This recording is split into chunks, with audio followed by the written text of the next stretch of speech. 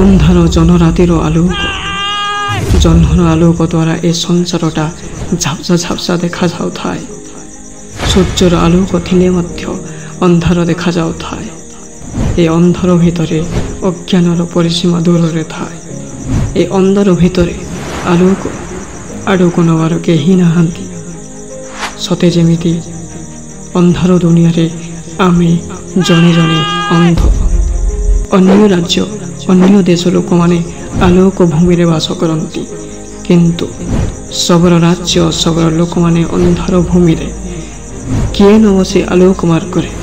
କିଏ ଦେଖାଇବ ଆଲୋକର ପଥ?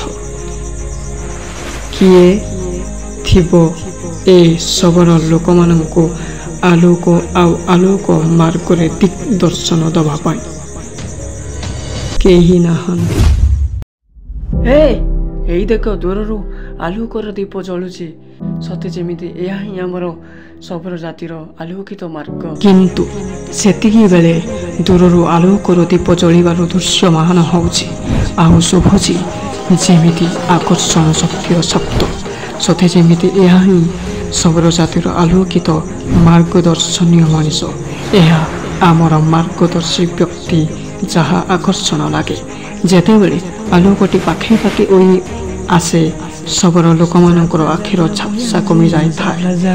ସୁନ୍ଦର ଗୀତ ମଧ୍ୟ ତାହା ସାଥିରେ ଶୁଭିଥାଏ।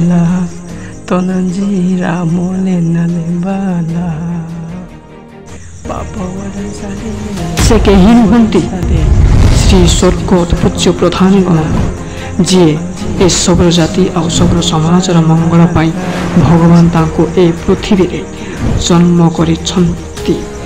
ଯାହା ଶବର ଜାତି ଶବର ସମାଜର ଉଜ୍ଜଳ ପାଇଁ, ଶବର ଜାତିକୁ ଆଲୋକିତ କରିବା ପାଇଁ 1950 ମସିହା ଦୋଳ ପୂର୍ଣ୍ଣିମା ଦିନ ଜନ୍ମଗ୍ରହଣ ନେଇଥିଲେ ଆଉ ଭଗବାନଙ୍କର କର୍ତ୍ତବ୍ୟ ଦ୍ୱାରା 20 ମେ 1980 ମସିହାରେ ଗଜପତି ଶବରପଲ୍ଲୀ ଗ୍ରାମଠାରେ ଆରମ୍ଭ ହୋଇଥିଲା ଶବର ସମାଜର ଉନ୍ନୟନ।